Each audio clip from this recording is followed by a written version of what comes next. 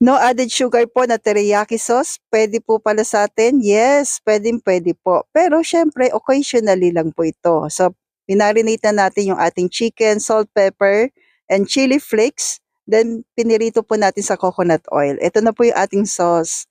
Naglagay po tayo ng butter, then maraming garlic, yan. At least po wala siyang sugar. Teriyaki sauce po ng Green Dahan, no added sugar.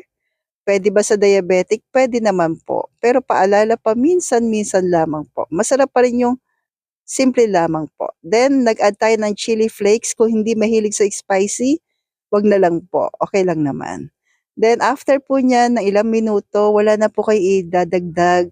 Okey na po ito ka-low carbs. Yung pinirito mong manok na lamang po ang idagdag mo po. Puwede rin siya pang New Year po, special occasion. Puwede mo na po i-fry na mas maaga yung chicken, then sauce na lang pong gagawin natin kapag 11 PM na, 'di ba? O dagdag idea. So napakasarap po nito, guilt-free na no added sugar na teriyaki sauce. So stay healthy, stay low carb po.